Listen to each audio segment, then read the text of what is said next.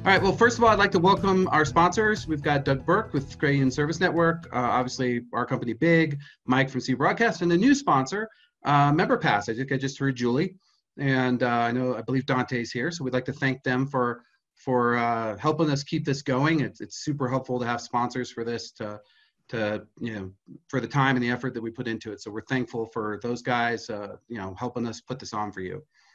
Mike and I think everybody knows that who's been, but if you're new here, Mike and I kind of host this together, and sometimes I'll throw it to Mike. I probably generally will do most talking, but I will often call on people or ask questions, especially if I know we have experts in the room, and we have a couple today.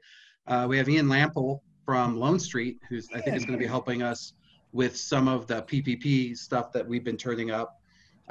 So that'll be really helpful. As always, we have Kirk Kordoleski, who former CEO of Bethpage, actually in the heart of it, out in Long Island. So he's always got some interesting views and information as well. So the format is usually we ask people to speak, and we're going to do that today, but we're finding a lot of people here are just going to listen. So you don't have to speak, but one thing we want you to do is and we'll talk about how to do it in a minute, please sign in on the general chat group so that we know everybody is here and who they are. We don't want to be bombed, and we're using some of the security stuff, but if you want to speak, let Melissa know directly, which is hitting the drop down and doing that, which we'll go over in a minute. If you want to dig deeper on the subject to somebody who's talking, we definitely want you to reach out directly to whoever that is. So if you've got somebody that speaks and you want to know more about what they're saying, hit the chat, do the drop down, we'll show where that is. If something's worthy of a longer discussion, like whether or not credit unions should be, have PPP available to them, the SBA loan, the payroll protection plan, that's certainly something that can go to CU Broadcast. These are recorded, so this is your warning. If you don't want to talk about something or something you don't want out there regularly, because they will be published, don't bring it up, but we hope you'll be candid because it helps the discussion. I'm going to bring up a couple topics that I think people are interested in, and then we'll get over to talking to some folks, and hopefully this will create some conversation. So the first one is the Paycheck Protection Program. So I've spoken to a lot of credit unions, and they're definitely, this is a bit of a chaotic rush.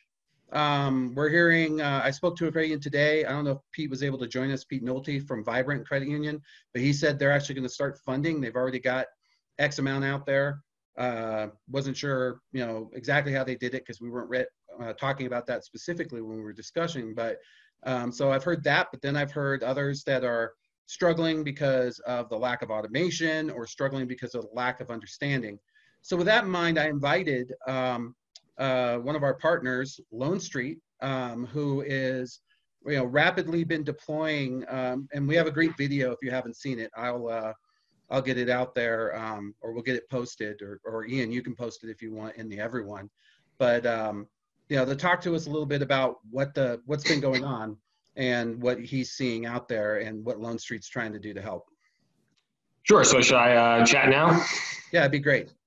Yeah. So I think there's a number of pain points that financial institutions are running into, right? So first, there is, we need to have a functional way of receiving this application from the member. And I think different financial institutions are approaching this differently. Our advice is to provide flexibility. I think the likelihood that the member gets everything right the first time on the application is likely low, especially when the definition of what counts as payroll changes daily. So first thing is how do I get the application into the financial institution? How do I then collect documents supporting the application? And I think the process, right, everyone's remote. You can't be doing this by branch. If they're sending it over by fax, it'll be a nightmare. And we personally think email would be an absolute nightmare too, right? So you need a means of efficiently collecting the application that allows for flexibility in terms of making changes to it. You need to be able to collect the documents and keep it nice and close with the original application in the first instance. And then the next bottleneck we see or we foresee is the typical rekeying that goes on at financial institutions. So you've got the borrower side application, you have the lender side application, you've the E-Tran system, you've got the note, and then you've got your core that you've got to key all this into, right? So if you're rekeying this that many times, you're just opening the door for mistakes. And so what we're trying to think through is, how do we reduce the number of times people are inputting the same information over and over again? Because if that's what your plan is for 1,000 loans a day, I'm pretty sure it's going to break down. And so we think the number one thing that people have to solve for is, how do I receive this information in a flexible way? And how do I reduce rekeying across these elements? And then, of course, the number one pain point that we hear from people is this E-Tran system. And I'll be the first to admit, we are not experts at Loan Street about how to operate the E-Tran system. We're learning on the fly. We have also heard that the E-Tran system is likely to see some changes, that they are going to be making changes to make this faster and better in the coming days and weeks. But that is a lot of gossip. I don't know if that will happen, but it wouldn't surprise me if it does. And so when we're talking about it with financial institutions, I mean, I think they're seeing thousands of applications already filled out in PDF format, right? And so, and this is after being open for a day. So I think the normal way credit unions and honestly even community banks typically process loans will not work in this instance. It's got to be a lot more automated and streamlined than they've ever had to do before.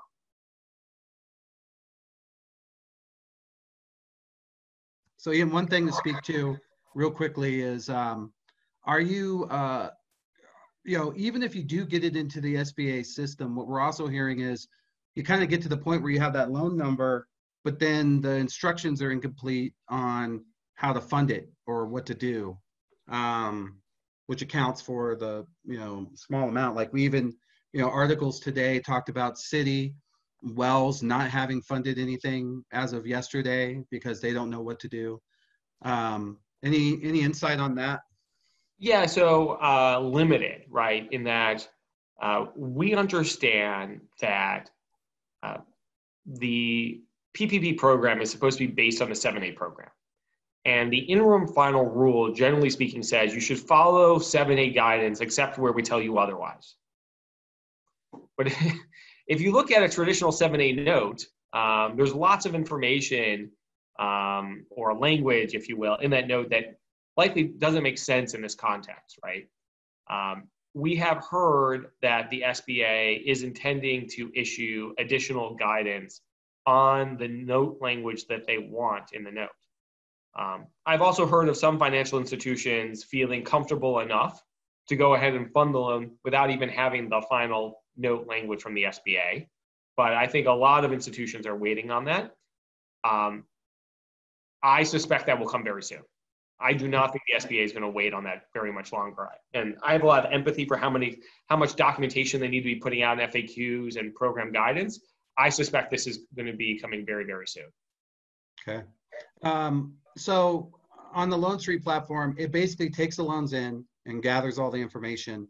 And then is it also a servicing platform for these? So we like to say that we provide servicing technology, but we're not the servicer, right? The credit union would still be the servicer, making the substantive decisions, right? Whether they put the loan into collection or call a default, or yeah, you're just a servicing platform. But no different than Fiserv or Jack Henry, we have a servicing engine that can allow people to service loans on our platform, but it's fully cloud-based. And because all the notes look exactly the same, in this instance, we can pre-build every single loan. And from the borrower application, basically the amount and the name, and then that's, you get the SBA loan ID and you should be able to click done, right? You don't need to individually board every loan because every loan looks exactly the same. Yeah. And so that is an element that we have done, is to template everything in this instance and make it very, very specialized. Yeah. And I just want to give a shout out to Ian. The reason Ian and I were talking was he reached out over the weekend and said, "Hey man, what do you know about E-Trans, which is the SBA's back end, which is kind of an ancient COBOL system that it's built on top of." And so you know, one of the challenges is once you get the loan in, even if you get it in from Loan Street, you still got to input it into the SBA system. And that's where I had already started thinking about using robotic process automation. And so we started working on that and talking to Ian about it. And he's been a great resource. So I invited him to just give us some details. I would encourage you, if you don't have something and you need something, definitely reach out to him. Even if you have questions, he's been just wonderful for answering, regardless of whether they're clients or whatever or not. So that's very kind of you, John. Thank you. No, it's been helpful. So with that in mind, let's go to the next slide.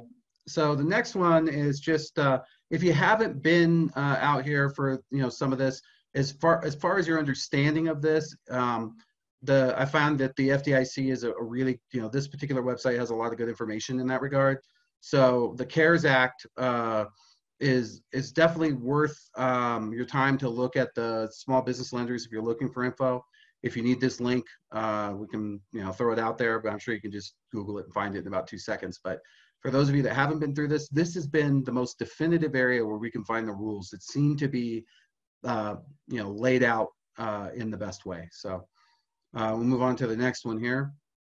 So CECL, we're seeing that they actually signed off on the delay, for those of you that don't know.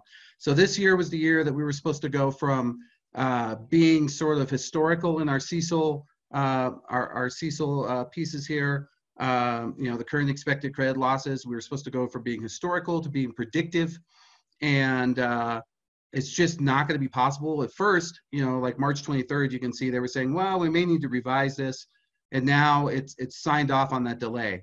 What we don't know is how long that delay is going to last, but what we can say is that it's not possible to forecast based on this past data.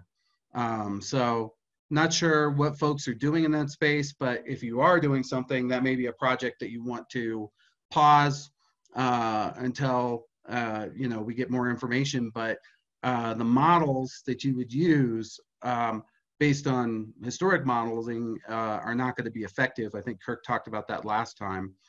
Kirk, you want to chime in on that a little bit? Sorry about that. Yes. We're in such a dramatically different environment. It's hard to analyze what the potential loan losses would be and how to map those out. And there was a great CU broadcast interview, Mike, that you did 3 days ago.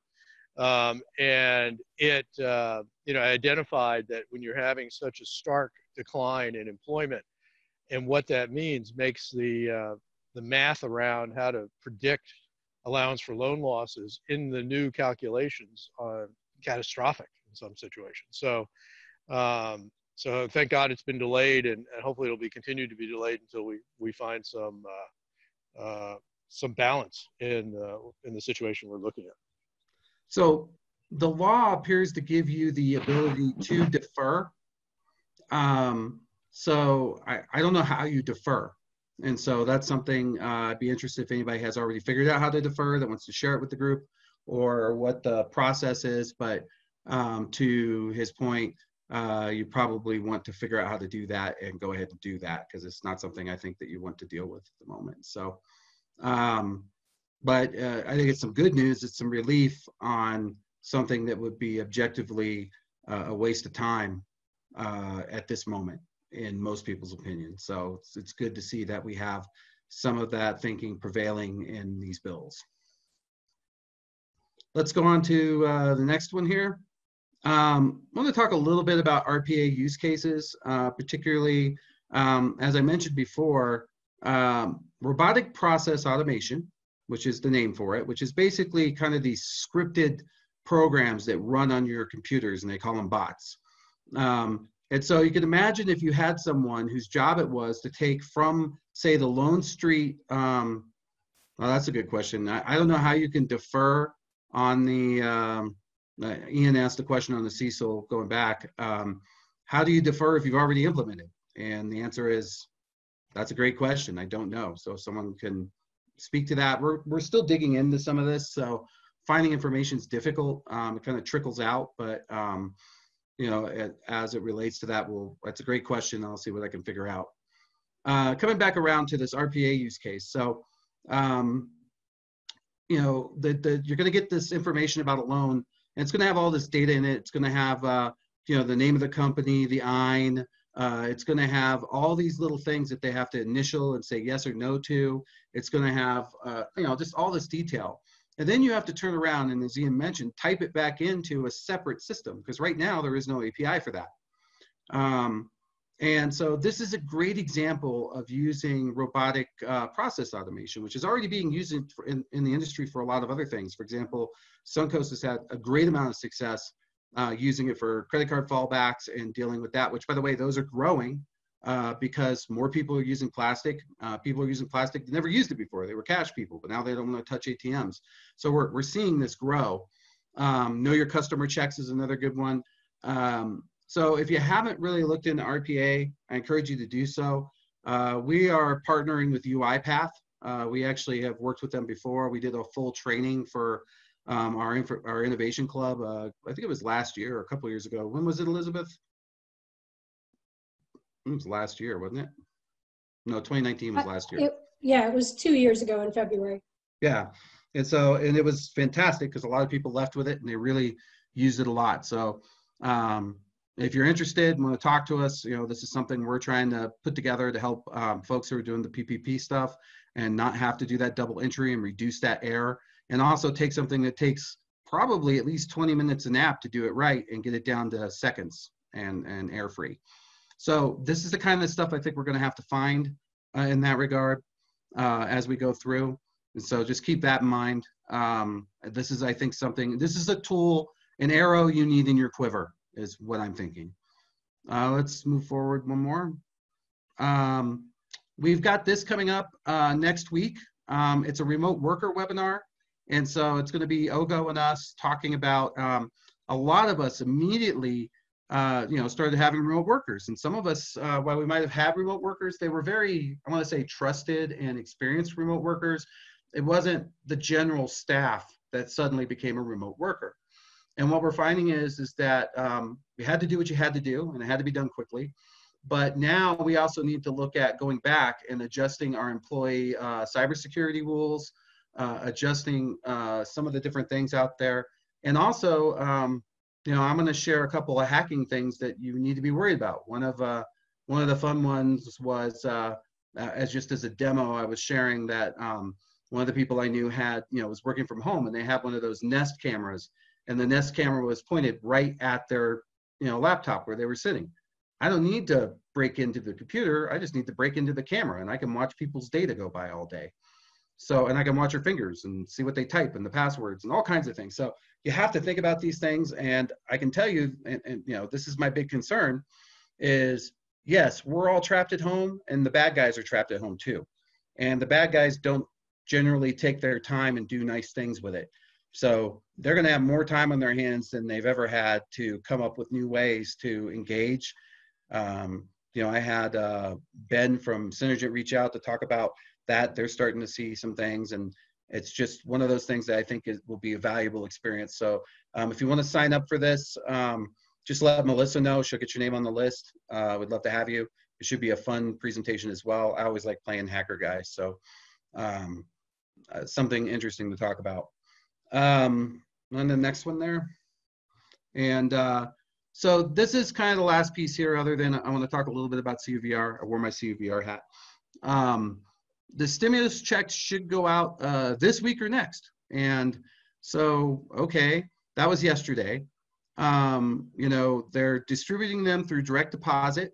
So we're seeing kind of, the paper stimulus checks and what's happening.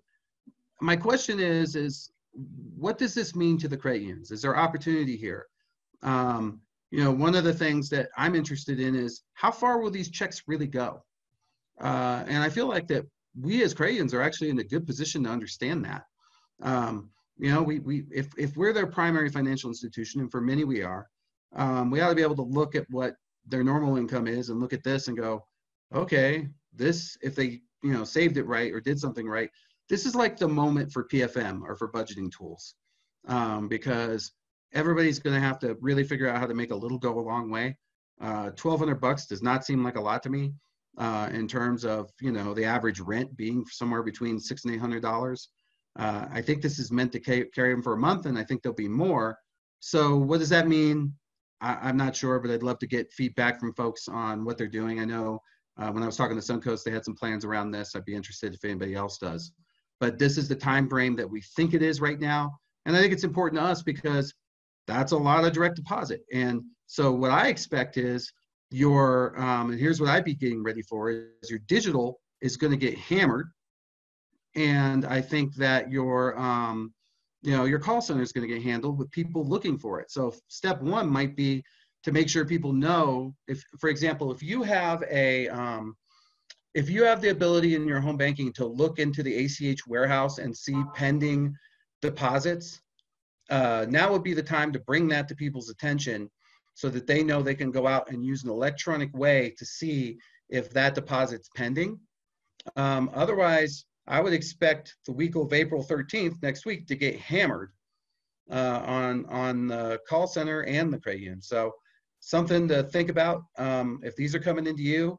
And if you see them out there, maybe you want to be proactive and run a job that has an email. It doesn't have to give the amount, but it could just say, you know, we're emailing you out to let you know that your stimulus check is, you know, will deposit on this day for this much. I mean, that would be, for me, that would be a heck of a deal if someone did that. I would be very thankful. So just trying to think about how to get out in front of this and what you can do. So with that, one final thought here was we've had a bunch more credit unions sign up really quickly for the CUVR. And I'm just going to share my screen real fast. I'll stop yours there. But the CUVR stuff has been doing very well. People are using it as another avenue of communicating with their members. And so for those of you that don't know what CUVR is, it's Credit Union Voice Registry. And I think we've been getting them up in 2 days with no, we don't even have to talk to anybody at the credit union unless you want to. We'll have it up and running. We'll have all the information out there. You can provide us a recording if you want. Elizabeth, you want to talk to that just for real quick while I pull this up? Absolutely. So what we find is that now that we've done a couple dozen of these, we have a really good sense of what data we think is critical to include in the skills. And so generally, as soon as we get a registration, we go out and build a skill with about a dozen of the most important questions and answers that we've retrieved from the credit union's website, so that the credit union doesn't have to be hands-on in this. In fact, we had originally created a registration tool where people could go in and write their own questions and answers, and we found that was a little daunting. So we started creating the questions and answers for the credit unions, and then we can put that out there, and the credit union is able to do whatever editing and manipulation of the questions and answers they'd like. So at that point, once they kind of get a sense of what kinds of questions and how to phrase them, and then what the content of the answer should look like, some of them find it easier to go out and then expand on that. But that's not required. We can actually stand up that basic voice application, as John mentioned, in about 2 days with no participation from the credit union whatsoever. And then if you want to go back and add more content to it or make any changes to the stuff we've written, we just put it back through certification again. The recertification process actually takes, you know, between 15 minutes and 3 hours. So it's a very low impact mechanism for the credit unions because they get a big bang out of it without having to put any effort in. And it's very reasonably priced. It's an annual subscription fee, and it's very low so that everyone can afford to take advantage of this. And so I feel really strongly that this is a tool that every credit union should be taking advantage of right now, because it is an excellent way to get your message out to your community about what you can do to help. And so if you're interested in ways that we can help you get that message out, I'm happy to talk to anybody. Just reach out if you're interested. Just the process is real simple. You just go in and put in your name, and we check. The goal is to make sure there's only be one name, so there can only be like one Aspire on the system, which the good news is Aspire is available. And then, Tom, do you have your credit card? I just need that. But yeah, you just go in, fill it out, and yeah, just email it to me. But fill it out and off you go. So that's as far as I'll go with that. So we're going to switch in and start talking to some credit unions. So with that in mind, Melissa, who do we have on the docket?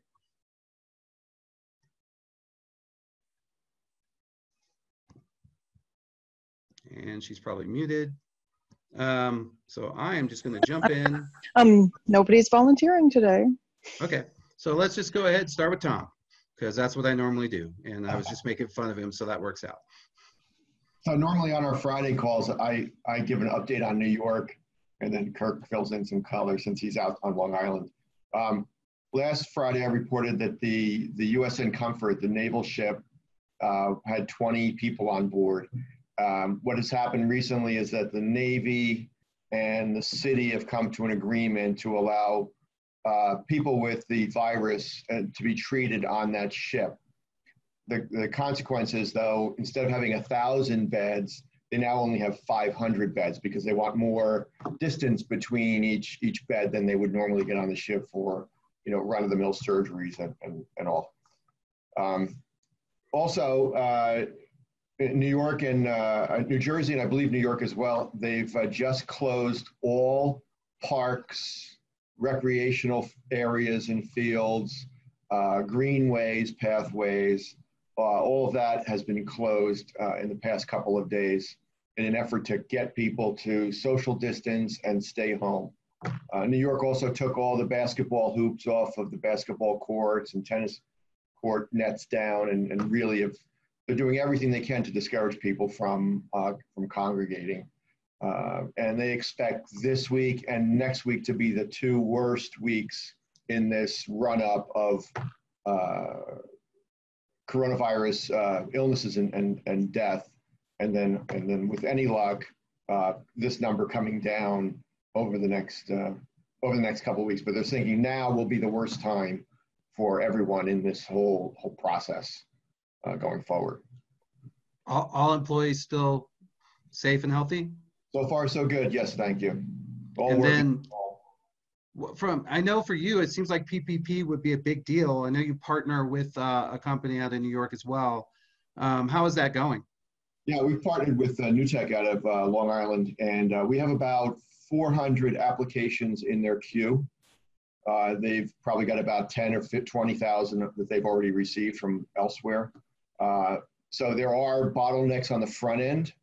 And then, like you said, the E-Trans system is no doubt completely overwhelmed at this point in just giving those approvals back and forth. Systems like Ian are far ahead of anything that the federal government can conceive of and link to. And from talking to Newtek, their concern is they're going to get there, but it's going to take a while for all this to filter through. And they've got to work all these bugs out. Interesting. That's another part and parcel to trying to figure out the economic situation, I would imagine, for you, given, the occupational sort of seg that you have, multi-occupational. Yeah, I could talk to that too for a second. I would like that, yeah. I'd read a story, I think it was Ron Shevlin had posted in Forbes.com about credit unions basically creating a 2-month line of credit. So take all deposits have gone into a checking account for January and February, creating a line of credit for that amount for our members. So essentially they have a checking account, they have direct deposit, we are their PFI or near PFI. Ideally, you'd have some type of federal government behind it, but what we're going to do is look at their credit scores and their employer, because we have we're a seg-based credit union. We have a lot of federal and state employees. So their likelihood of continued employment is very high. So we think from a credit risk standpoint down the road, while there obviously would be losses, we think we'd be in a good position to set those up with minimal information and relatively quickly for our members as an interim basis or a long-term basis as well. Nice. Because we have no idea how long this is going to take. You talk how long is the money going to last? Because Yeah. $1,200 in the New York area, couple weeks rent. That's what I was thinking. Yeah, that's my big concern is that, you know, it doesn't feel like enough, and that's what I thought would be happening. And I think Ian even said that some ticks are lending against that, kind of like you do your tax, you know, your tax refunds, which I know is another situation that's out there that that's going to have to be dealt with. It's just every day seems like something new. The other thing I thought was interesting was I felt like they were talking about the curve being flattened to some extent, but then I noticed yesterday the number of cases skyrocketed in New York. It went from the 6,000 to 10,000. So the other thing that we're hearing is, and I think it was you that said this, that you're no longer supposed to bring someone who might not make it to the hospital. And so now apparently the uncounted at-home deaths have skyrocketed as well. And so my concern is that this is all a numbers game, and I'm not sure our numbers are good. Yeah, and there's questions about their ability to count correctly because of issues like that, where people might die of heart failure brought on by, you know, because they have a pre-existing heart condition brought on by the coronavirus stresses. So are they a coronavirus victim, or are they a cardiac victim? Right. So all kinds of. Well, and then, or were they, even if they were a heart victim, does the fact that COVID prevented them from getting care make them a victim? And so, right, there's a lot to it. Yeah. Well, I'm just happy to hear you and your staff are okay. And I think I'd be interested as you progress in creating this upfront loan. If anybody else has information on that, that would be great. I'm sure there are other credit unions who are working on that. I spoke with Pete Nolte from Vibrant. I don't think he's here, and they were doing something similar at their credit union, which was building out some sort of a loan against that money. But like you said, it might as well be it's a blip. But I mean, it's a much needed blip. I don't want to look a gift horse in the mouth, but how do you make that work out the best for them? I feel like that's one of our missions, I hope. And there's going to be no one solution. There's going to be a little bit from here, a little bit from there. So we have to figure out what we can do. You know, we're trying to help members through the PPP program for our business members.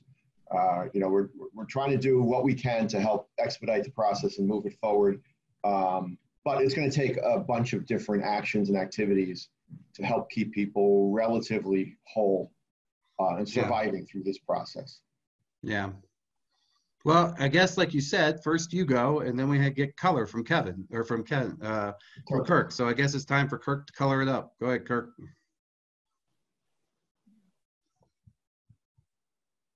Hopefully he's still there, or he's on mute.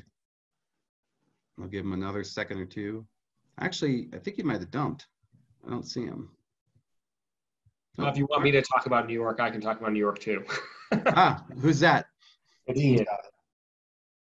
Oh, great. Yeah, please. So here's, I got a question for you, Tom. You said that before we get to New York Color, that you're going to make these determinations about funding some type of line of credit for individuals based on, potentially in part based on their employer. So if they work for the US government, then you're more willing to fund this. Does that person even need the money? They're fully employed. Well, first of all, they may be employed, but we don't know what's happening in their family, their spouse. So, right, and if they are employed, both spouses are, let's say, federal government, then they may not need that money, and that's great. Then they don't have to use it. It'll just be a line of credit established on their checking account. So it's a product we already have out there and a system we already have out there. And it could act as a backup for them. Okay. Got it. Okay. I was wondering about that. It seemed counter. Because we don't know what's happening on the other side of the dinner table. Fair enough. Thank you for. No, that's a good point. Well, speaking of PPP loans, I'm actually going to switch over to Kevin Wright from Addition, also one of our Innovation Club members. And he was talking about a little bit about PPP loans. So Kevin, you want to give us a little color on your side and let everybody know where you're at and what credit union and your size and whatnot.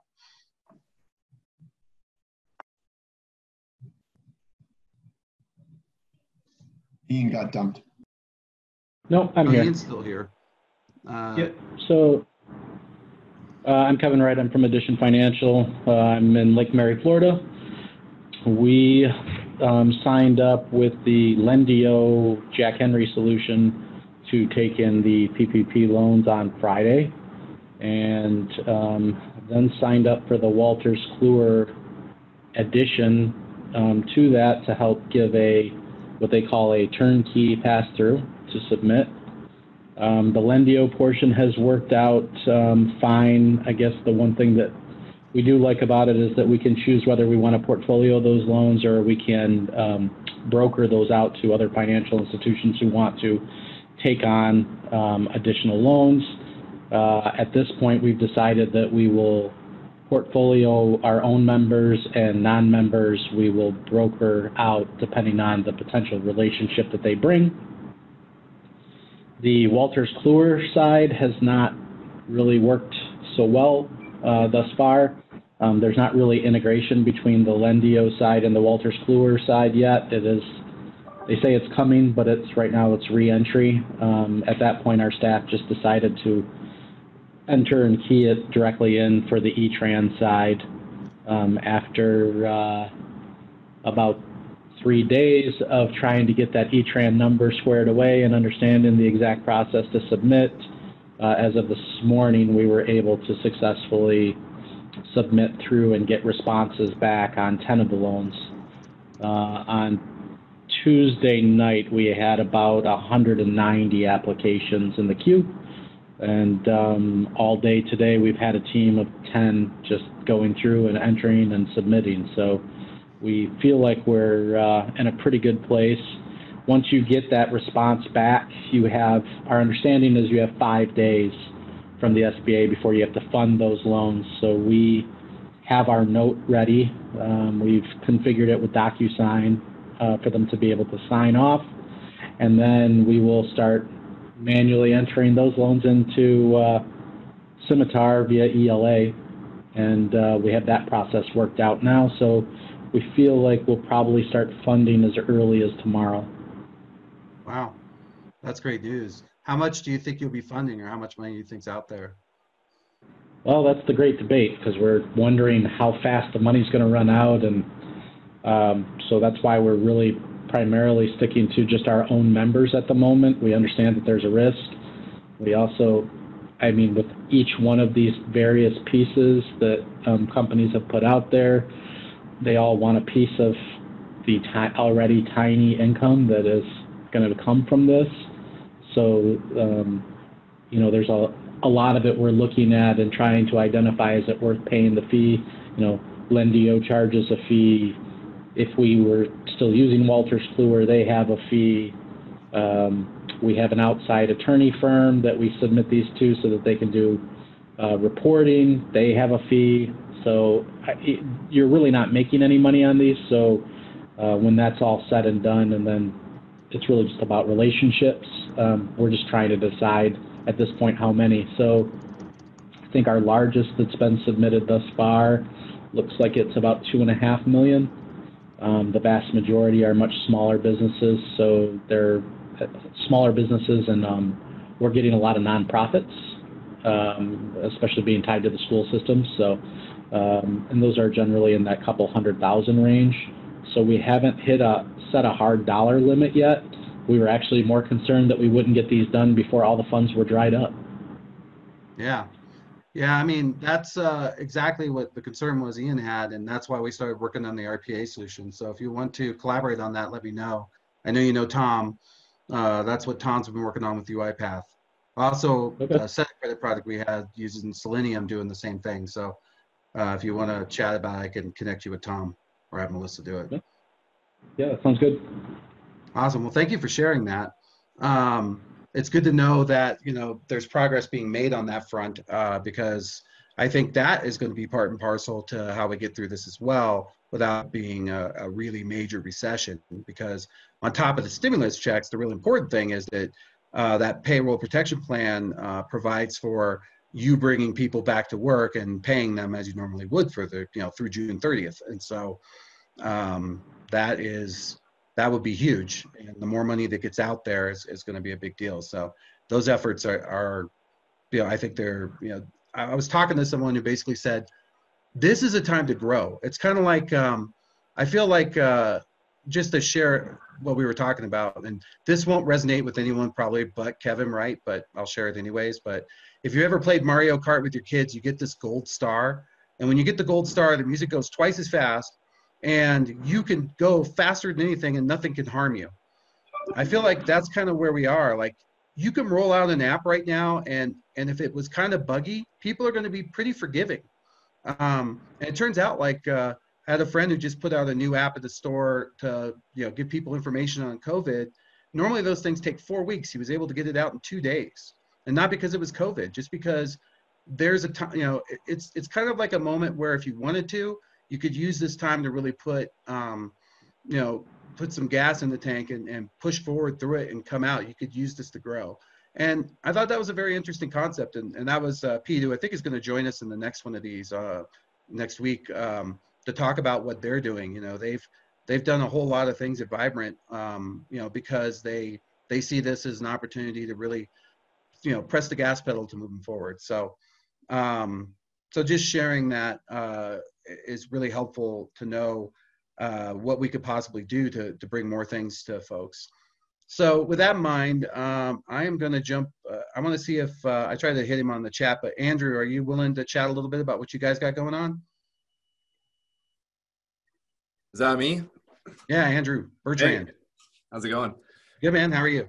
Hey, good. We've been, the PPP thing and the SBA, that's been a nightmare to navigate through. We're not an SBA lender. We did apply and we got approved to be an SBA. Hold on, just real quickly. I don't know if you know this, but you appear to be on the in the end zone of the Seattle Seahawks. You are not social distancing. I am 6 foot away from who's that over there? Is that Cream Griffin or yeah? Yeah, something like that. Anyways, yeah. I'm sorry, I couldn't help myself. Oh, no problem. Just the main problem with that, I think, right now, as far as at a member level for us, is they're asking questions. I mean, we're getting calls from state legislators. We're getting calls from local businesses. We're trying to be the expert on something that was just created. I think that's the main thing that we're running into right now as far as pain points. And plus, looking at the listers, and you guys hit on the head. I mean, is it even going to happen? Or the funding's going to happen? What limits do you put on there?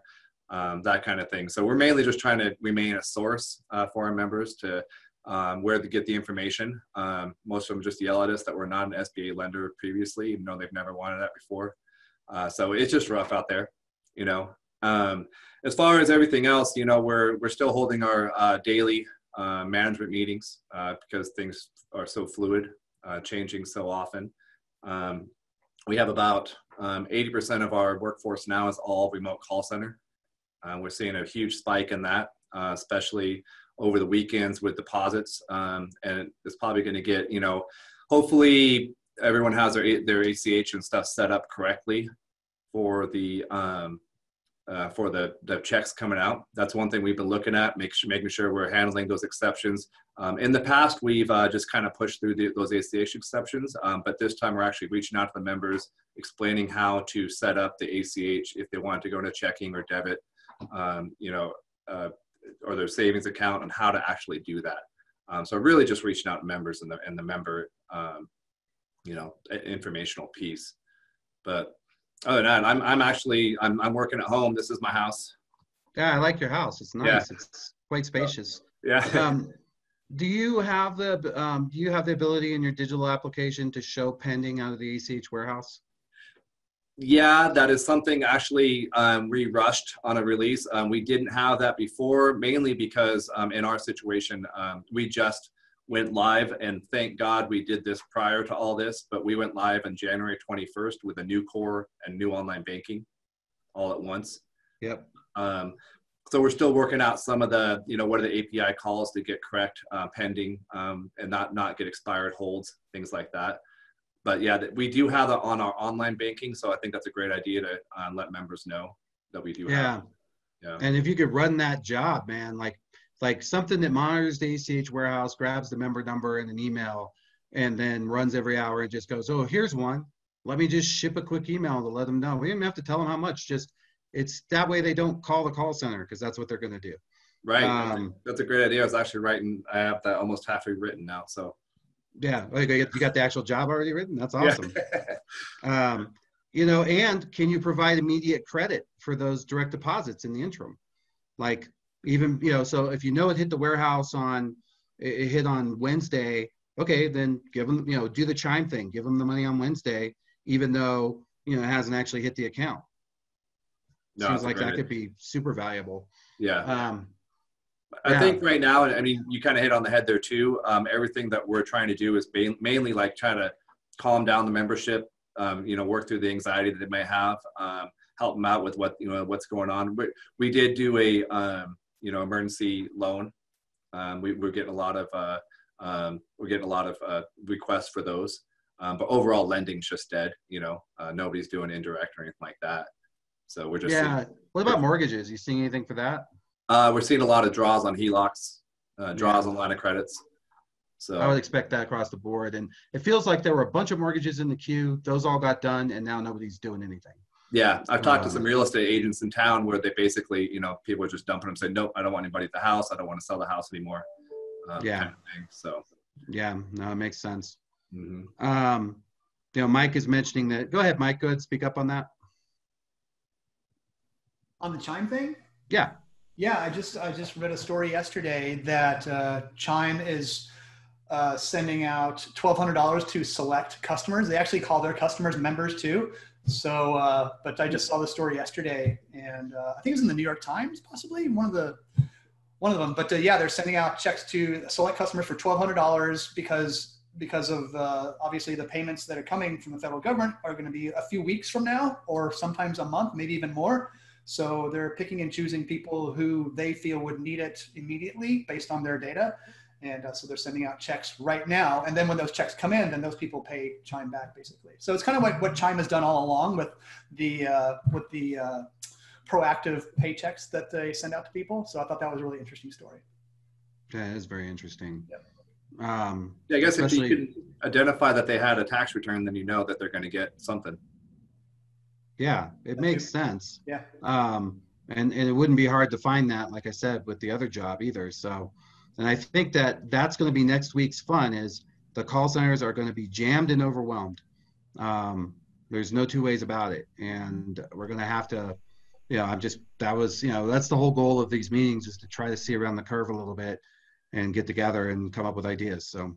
Yeah, one thing we just did today was we actually added a prompt on our call, you know, when you call in for SBA information. And then a recorded message. So we're working on that right now because a lot of the calls that we're getting is just about the PPP program. Yeah, we just want information about it. We don't need to talk to anybody. We just need info. Yeah. Yeah, no, it makes sense. And a lot of people are hoping, you know, what I'm finding, and I think it's happening. There was an article yesterday in CNN that basically said, Wells, Citi, Chase, no one's funded a thing yet, you know? And so I'm wondering if they're going, hey, I don't need these idiots. Let me go. Like, it's a moment for you. Like, they may be calling our credit union or RCU that moment to talk to you, to say, look, maybe these guys got their act together.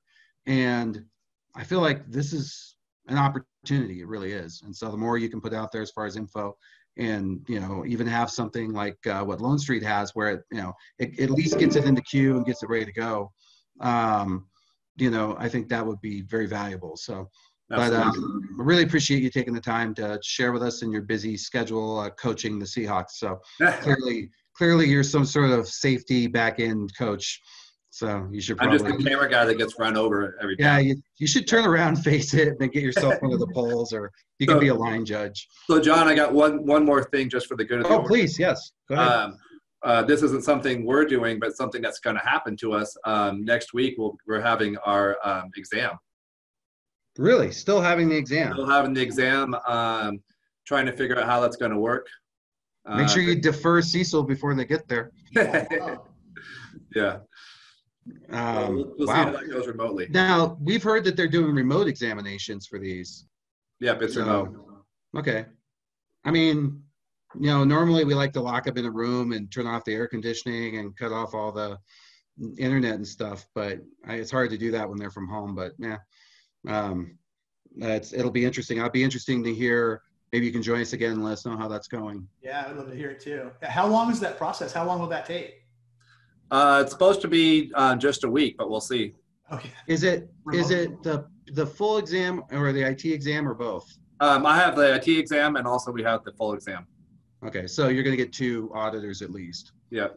Yeah. Okay. Yeah, I'd be interested to see who has been through this already, or Andrew, you guys one of the first ones to go through kind of a remote process, because that'd be kind of a cool feedback story as well. It's like, hey, this is how we dealt with it, and this is the process that we went through. So that'd be kind of neat to. I'd rather be a fast follower on this though. Yeah. I hear you. No doubt. Yeah, Tom put some notes in there about similar to what you're talking about with the loans as well. So he shared some good info there. All right, well, we're getting towards the hour here. If there are any other questions that want to speak, please pop in the everyone and let me know. If not, I'm going to turn it over to a couple of our sponsors just to catch us up when I hear from Dante and Doug. So anybody else got something to share?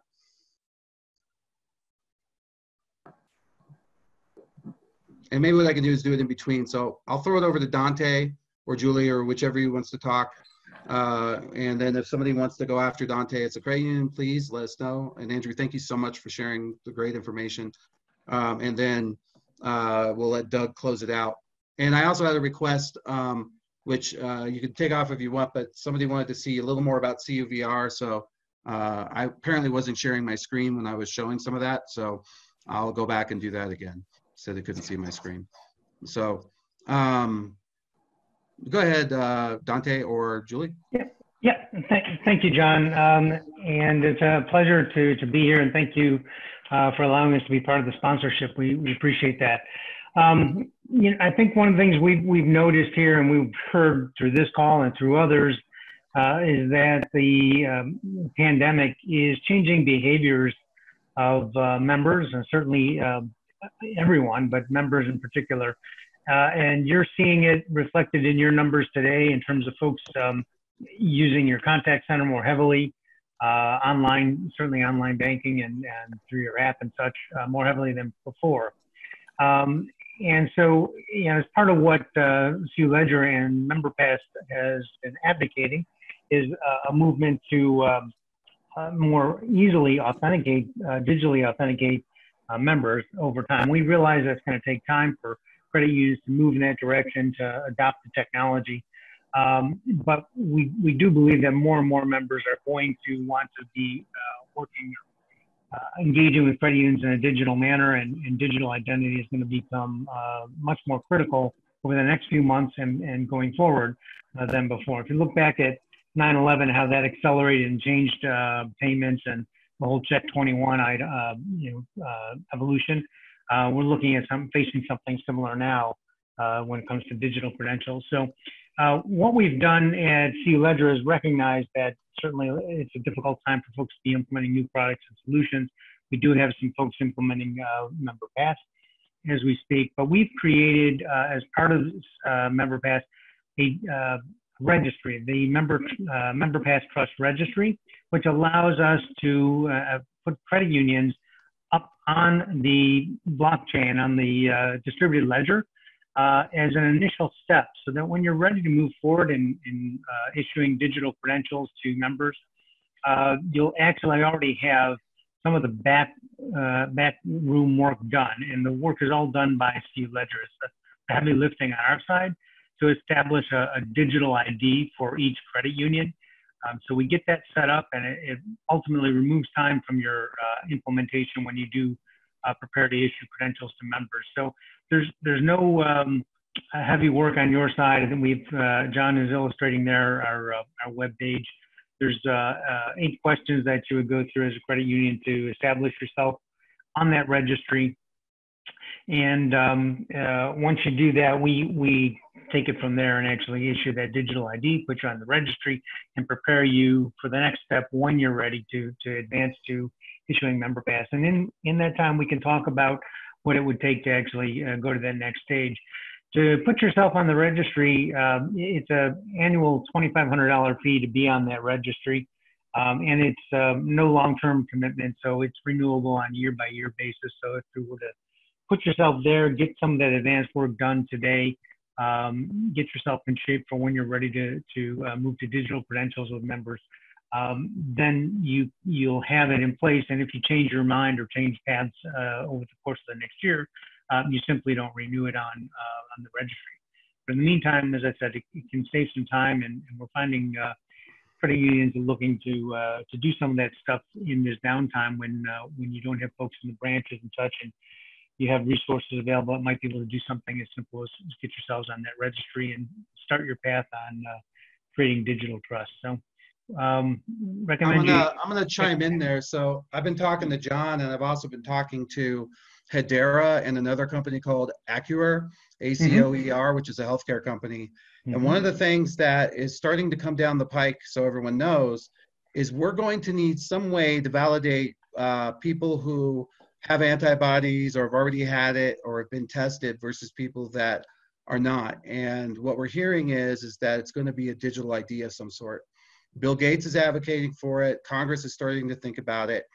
And I think it's a perfect opportunity for credit unions to get into that space, to be somebody who could validate that, because we're not going to be able to go through and you just can't trust some certificate or something that we printed. It's too dangerous. And so, for example, Disney, they want to take the temperatures of everybody that walks in. Well, that's not going to work.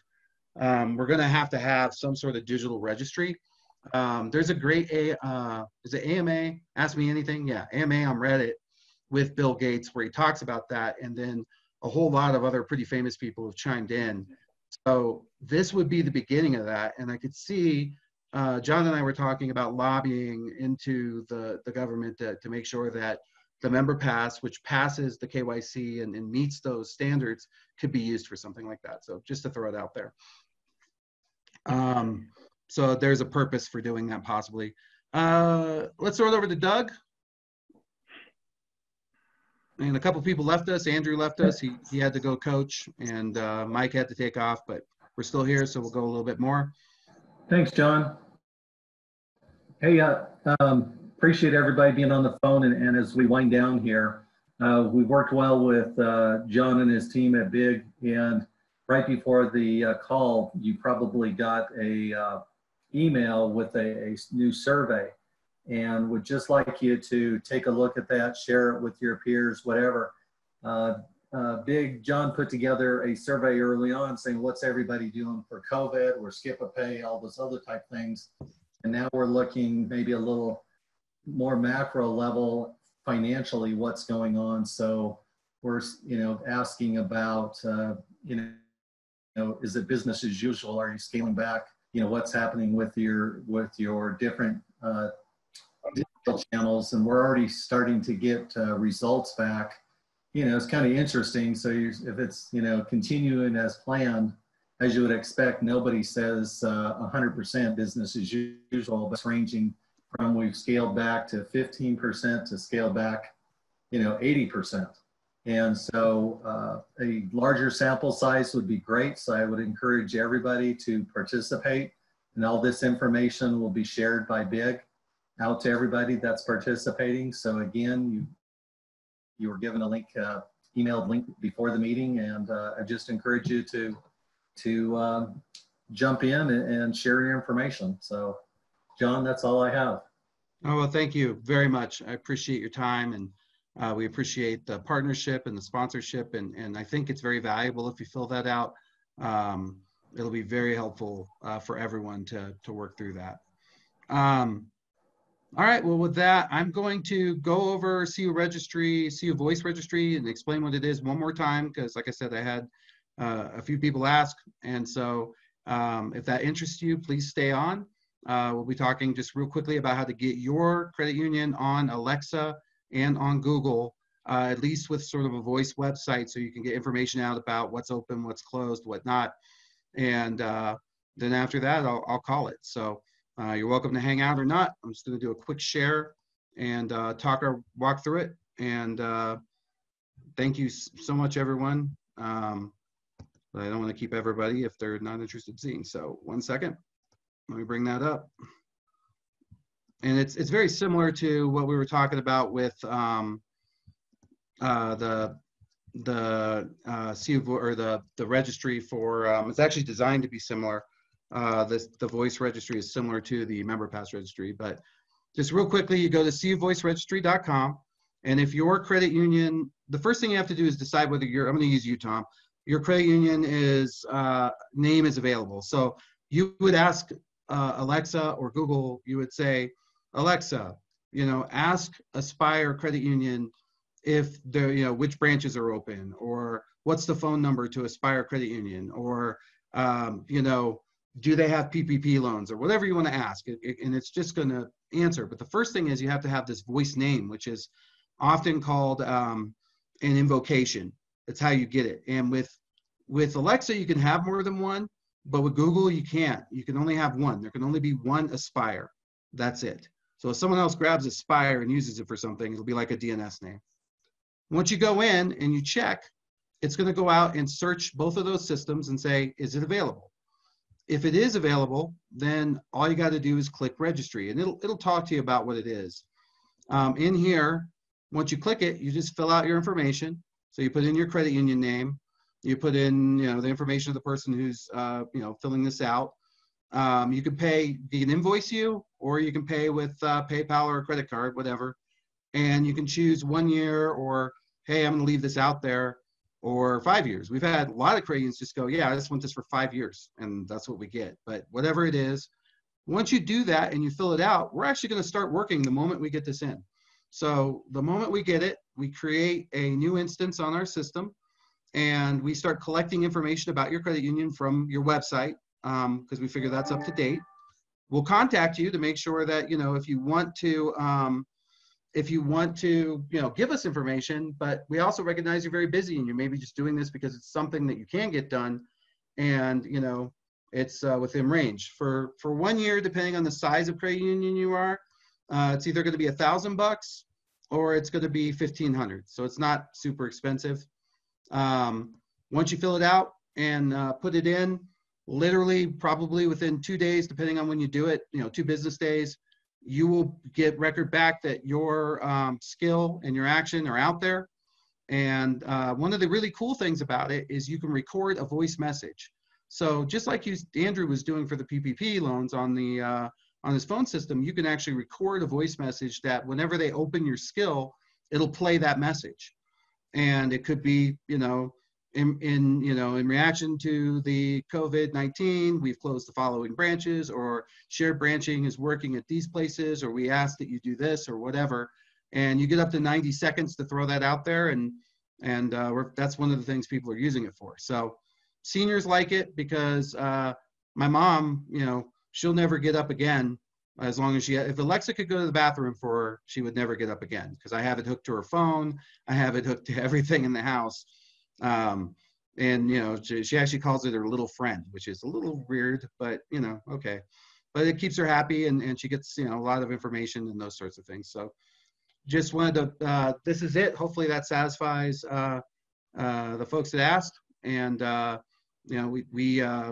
we're excited to do this. And the other thing I would say is, if you do this and later on you decide to upgrade, because this doesn't have any connectivity to your balances or accounts or anything like that. It's just like a voice website, not a voice home banking site. Our 5 product is a voice home banking site. If you decide to do that later on, we will put the money that you put towards this towards that. So later on, if you decide, yeah, we want to upgrade, we want to allow our members to get their balances, to make transfers, to do all those things, then we would say, okay, well, we're just going to let you keep this and add, swap out the name just like we would the website and add to it. And so we would just reduce by that amount, whatever it is you do for the 5 platform. So I'll put both these links in the window. And if you have questions at all, feel free to email me directly. If you get stuck or need help or whoever it was, I'm happy to help. and you can see all the data. Yes, sir. Do you recommend we register all the various iterations of our name? So in our case, Aspire FCU, Aspire Credit Union, Aspire Federal Credit Union. Do we need to register all? Yeah, I like registering all of those because my fear is down the road, someone's going to grab one of those and pretend to be you. And that's why we've encouraged getting it. It's just like buying AspireSucks.com. You know, you have to sort of think defensively. So that's a great point. Yeah, you should register just like you do for DNS. Whatever you have for your DNS names, you know, which is your, you know, www.aspire or whatever, you want all of those. Now we're just going to point them all at the same skill, but you know, that's we recommend that because, like I said, it's just a matter of time before the hackers start to figure out this stuff. And so we're trying to get ahead of it. And we also recognize that you don't want to wind up in that situation where you can't get your name back. And there's a lot of credit unions that have weird DNS names because they missed that opportunity. So it's a great point. Thank you, Tom. Same fee for each one, or do you do like an enterprise if we want to register 5 or something? You know, it's the same fee for each one right now, but I'd be willing to work with you. So just send me what you want, and I'll just have Elizabeth or Melissa take care of it for you, and we'll figure it out. Okay, great. Thanks. But yeah, we'll pop it out and not bother anybody. So. Right. Well, listen, that's it for me. If anybody has any other questions, anybody got anything they want to ask, or otherwise I'll probably call it. All right, everyone, please stay safe. I can't thank you enough. Our repeat joiners like Tom, thank you. It's kind of, you know, comforting to see you every week. So especially that you're out there in the middle of it. So it kind of makes me happy. And you're always in the exact same spot. What's that? Keeping your hands away from your face. I'm trying. I got my hands clamped together. That's my new plan. You're going to see me in my new mask soon. I've got a couple printed. Oh, that was something somebody wanted to see here. I'll share that real fast, just real quick. Everybody's been asking me about this, so I'll go ahead and share it. So I got an article. There was an article in the, I think it was the CU Times or something about there I just touched my face again, damn it. About what I was working on for doing 3D printing. So if you want to see, that's actually in the other room. And those are headbands for face masks. So they go with a plastic piece and they get elastic from behind. And I delivered 50 of them on Monday that went to hospitals. Wow. And as you can see, there's a big pile of in the box next to it. And I just run that all day long. This particular printer I'm showing you takes longer to print this particular one because it's an older printer. I have a newer one, but the nozzle, I printed so many, the nozzle gave out on me, so I had to order another one. Guess where they come from? Wuhan, China. So I got to wait for it to show up, and then after I get it, I'm gonna Lysol it and set it on fire once before I use it. Yeah, can't make this stuff up. Anyways, once it gets in, then I'll get back to producing these. Every 3 hours, I can make 2. I take them to a warehouse here at Colorado Springs where they assemble the rest in a clean room and they spray them down. And we've already delivered with the group we have here over 2,000 in the last 2 weeks to local hospitals. That's not the Denver group. The Denver group's put in a lot more. So nice. For those of you that were interested and wanted to see, this is a little tool I use it's like a little website that I can connect to. That's connected to it because you can't monitor it all day. So being able to hit this from my phone or something is helpful because I can see sometimes it'll get messed up. Sometimes it's not a perfect science and it'll, you know, start to get confused. But as you can see, I'm 50% of the way through 2 of them, and these will be finished in a little while. They go in the bucket. Then I have to take them, go through a process for a protocol to clean them all up, and then put them in bags of 5, and then I duct tape those closed after I Clorox them, and then I take those to the place. So if you're interested, that's what it looks like. You can also monitor it from a design standpoint. You can actually see it as it builds out the layers and stuff, which is really cool. So like if I wanted to change the design, which we're constantly changing these designs to make them faster and better, there's all these people that do this kind of design work who are part of this process, which is really cool.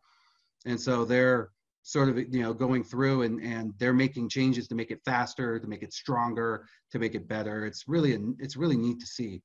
But as you can see, I spent some time trying to organize so I could get 2 of them on this little plate right here. And now we're working on where we're going to be able to stack them up too high. And then there'll be a little support between them, and it'll print way up high. And so I can get like 5 or 6 off of them. So that's the next thing we're working on. So in case you were interested, that's for those of you that asked, and that's what the story was about. And if you want to donate to John's COVID fund and buy me another printer as a credit, I'll give you props and throw it in my list. I'll keep printing until this is over.